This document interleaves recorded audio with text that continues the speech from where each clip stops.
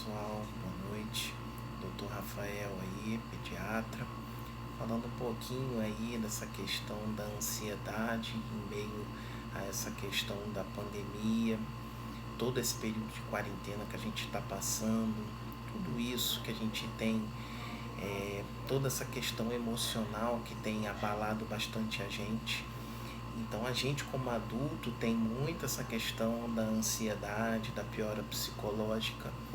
E as crianças, como que elas manifestam esses sintomas, esses sinais? O que a gente pode ter uma noção e ter uma abordagem um pouquinho diferente em relação a essas crianças? Quais são alguns sinais que a gente pode ter? Como abordar? Como fazer?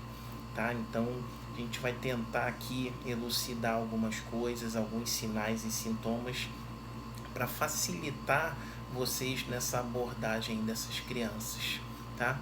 Então as crianças têm formas variadas e sintomas muitas vezes inespecíficos que já podem ser quadros de ansiedade, tá?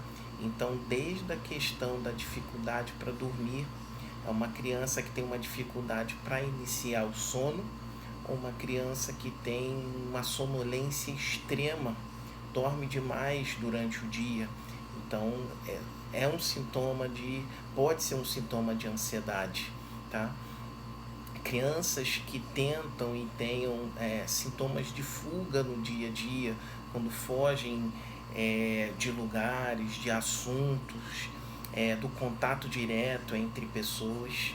Outro fator que a gente pode levar em consideração, quando a gente fala muito de negatividade em crianças, é uma criança extremamente negativa, que leva sempre para baixo, tá? Sempre pessimista.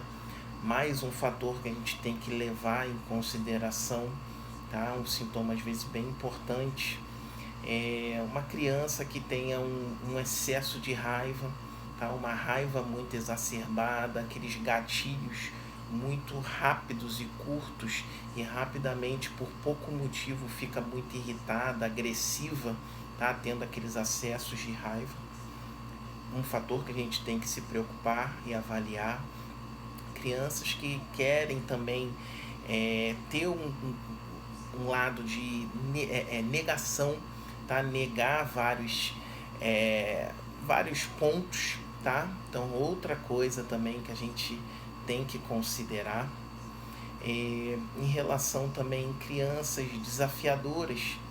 Então criança que tem sempre aquela dificuldade de comunicação e quer sempre se levantar, agir de formas desafiadoras com toda a autoridade que a gente tem dentro da hierarquia de casa. Falta de foco, uma criança que começa uma atividade, depois vem com a outra, tem aquela dificuldade de concentração. Então isso pode ser também um desalinhamento de pensamento, cada hora falando e pensando numa coisa diferente. Crianças planejadoras demais, então tá o tempo todo planejando e às vezes sem estar executando.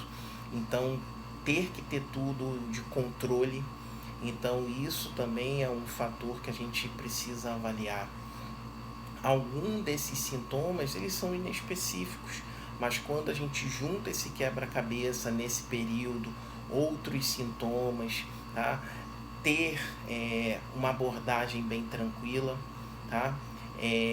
Tentar conversar mais com a criança em relação a isso. Quando a gente não tem essa abordagem de forma ideal dentro de casa, a gente sempre indica a psicoterapia, tá? A gente sempre indica a doutora Carolina, psicóloga infantil que trabalha lá na nossa clínica, é uma referência em relação a tratamento de criança. Então consegue ter uma abordagem muito boa e lúdica e de excelência em relação a essa questão. Então, assim, avaliar quando que a gente precisa ter uma abordagem um pouco mais incisiva, quando que a conversa não é mais suficiente, a gente precisa ter, às vezes, essa questão da psicoterapia. Mas são sintomas que muitas vezes passam despercebidos, que é bom a gente ter uma noção no dia a dia do que a gente precisa exatamente ter uma noção melhor essa criança no nível de ansiedade.